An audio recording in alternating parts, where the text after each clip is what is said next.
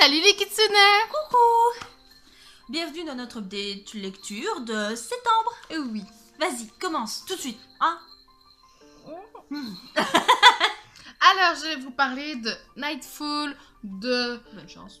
Jack Halpern et Peter Kujawinski aux éditions PKJ.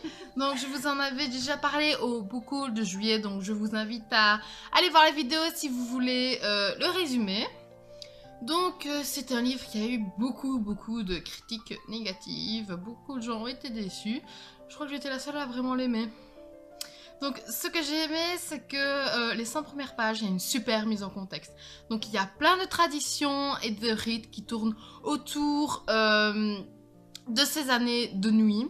Et donc, j'ai trouvé super intéressant et nécessaire qu'ils en parlent pendant 100 pages, même si pour certains, ça a paru beaucoup, mais moi, j'ai adoré.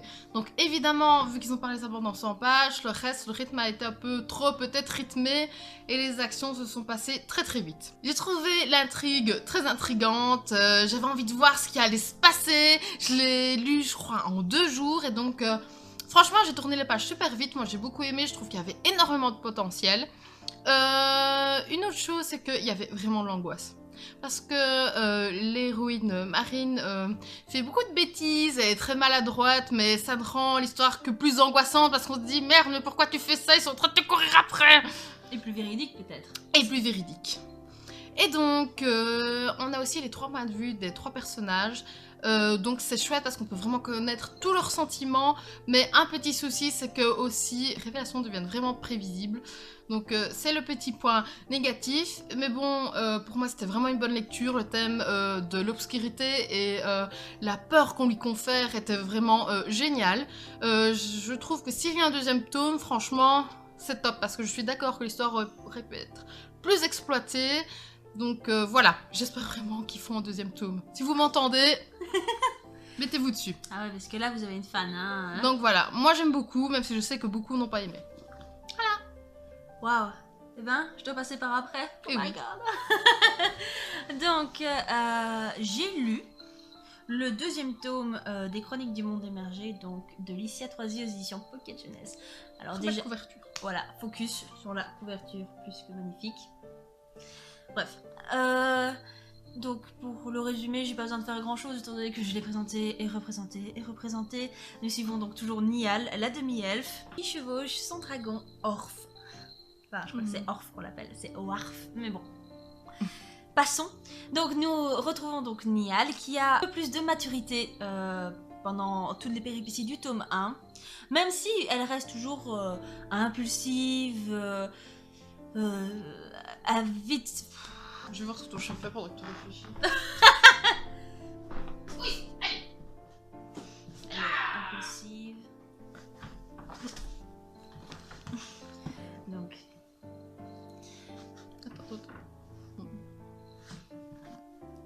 Donc même si Niall ne change pas ton flash. Bah oui, c'est le chat, évidemment. Attention, hein.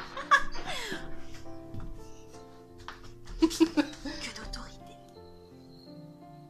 Ton copain.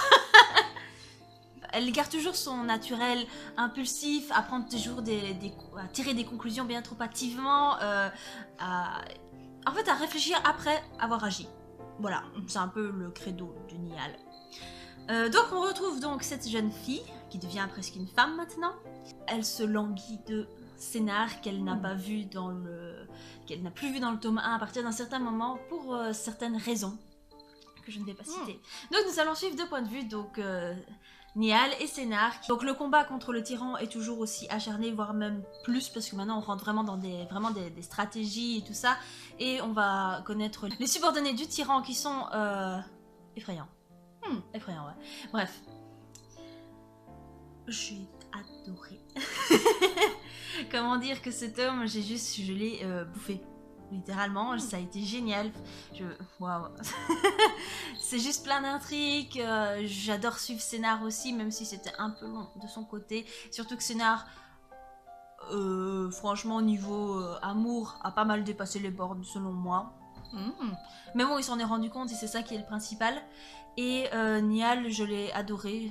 Elle a vraiment pris en maturité. C'est ça que j'aimais bien. C'est ça que je reprochais au tome 1. C'est que franchement, elle était exaspérante limite dans ce tome précédent. Et voilà. Donc j'ai juste une hâte, c'est de finir cette trilogie pour ensuite voir un petit peu ce qui se passe par après. Et de voir un petit peu leur relation avec Sénar et Niall. Si ça va évoluer. Parce que je veux que ça évolue. Donc voilà, j'ai adoré encore une fois. Je conseille cette saga. Très bien. Vas-y. Alors, je continue mes relectures de La Maison de la Nuit, donc ici le tome de Trahi de PC Cast et Increasing Cast aux éditions Pocket Jeunesse. Pocket Jeunesse. Donc ça raconte l'histoire de Zoé qui un jour va rencontrer une étrange personne qui va lui faire une belle marque sur le front et finalement elle va se rendre compte qu'elle est un vampire, elle va devoir intégrer la Maison de la Nuit, l'école pour vampires et donc changer de vie.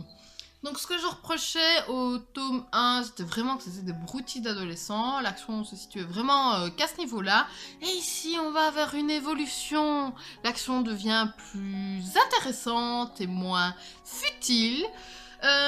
Aussi Zoé devient de plus en plus énervante, parce qu'elle fait plein de bêtises, et on se dit mais...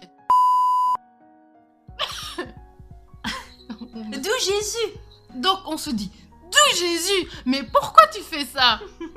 Donc voilà, l'héroïne devient vraiment agaçante, mais ce qui est chouette, c'est que ses amis sont toujours là pour la soutenir. Ouais, et il en faut, hein, c'est pour... Parce que franchement, même niveau amour, ça va pas, quoi. Donc ce livre est une belle leçon d'amitié et de comment ils font se comporter avec ses amis, même si franchement, ils font du caca sur caca sur caca sur caca. Donc voilà, j'ai vraiment hâte de relire à nouveau les autres tomes pour voir l'intrigue évoluer de plus en plus. Voilà. Donc moi après le tome 2 des Chroniques du Monde émergé, j'ai eu un peu une panne de lecture parce que je suis en train de lire un livre sur l'histoire et donc ça me prend pas mal de temps. Et du coup, entre temps j'ai lu Animal hein, déjà. Et j'ai commencé Harry Potter et l'enfant maudit, donc la pièce de théâtre par J.K. Rowling, aux éditions Gallimard. Que j'ai très envie de connaître. Oui, alors j'en suis pas très loin, comme vous pouvez le voir, donc plus ou moins la moitié. Donc vous aurez l'avis sur la deuxième moitié plus tard. Alors nous suivons donc Harry, 19 ans plus tard, avec 2 enfants. James et Albus Severus. Oui, d'ailleurs, je tiens à dire d'où il sort ce James. Si vous savez, mettez en commentaire, parce que moi, je me suis posé la question. Donc, nous suivons principalement donc l'histoire d'Albus, qui va rentrer à Poudlard, qui veut devenir Gryffondor, et qui a un peu peur de la réputation de son papoun. Et malheureusement pour lui, rien ne va tourner comme il le prévoit, mais va se faire un ami des plus improbables. C'est-à-dire qu'il va être lié d'amitié avec le fils de Drago Malfoy, qui s'appelle d'un doux nom de Scorpius. À peine étonnant. À peine étonnant, oui. Mais donc, qu'est-ce que j'en pense pour l'instant? Eh bien, je suis pas emballée par l'histoire parce que déjà, je trouve que le Harry 19 ans plus tard n'est pas compatible avec ce qu'on a vu. Je sais pas pourquoi, c'est mon sentiment à moi. Maintenant, j'ai pas encore lu les livres, donc si ça se trouve dans le livre, il est un peu différent, mais de ce que je trouvais dans les films, je le voyais pas, par exemple, exercer le métier qu'il fait ici. Je trouve que l'intrigue en plus se repasse... c'est même pas une nouvelle intrigue, ce que je trouve un peu dommage parce que Poudlard est quand même une école pleine de mystères, de ressources. Il y a moyen d'inventer autre chose, quoi. Et ici, on retourne avec une intrigue passée, en fait, d'un événement que Harry Potter avait causé, en fait. Ah bon? Je me demande bien lequel. Bah oui. Je vais pas vous le dire, sinon vous allez vous spoiler. Sinon, comme c'est sous forme de pièce de théâtre, je sais bien qu'il y en a qui n'avaient pas trop aimé, mais moi j'ai adoré, parce que, enfin j'adore en tout cas, parce que ça se lit tellement vite, sinon je crois que j'aurais vraiment eu du mal. Mais ici ça va. Franchement, ça se lit méga vite, c'est...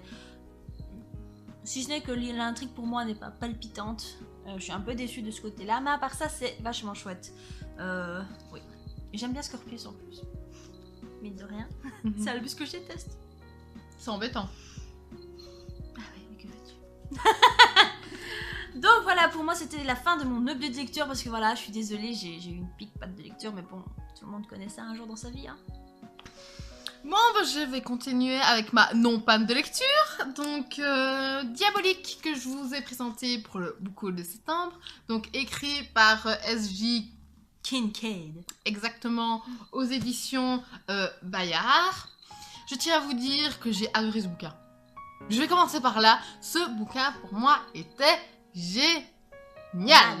Donc, pour faire un petit résumé, nous sommes dans un monde futuriste où il y a des humanoïdes qui sont des diaboliques.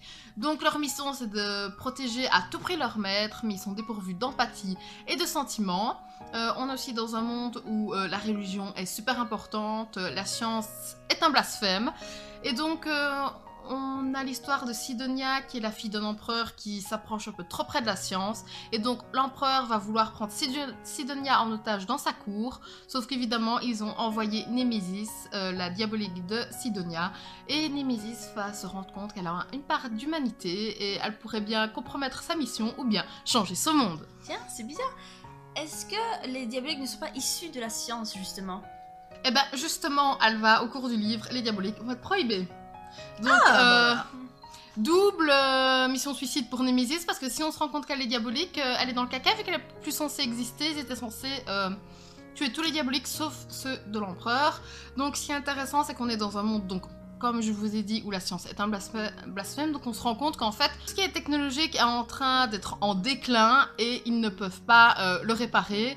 Donc ils courent vraiment vers la catastrophe et pourtant ils continuent dans leur politique, religion et c'est tout.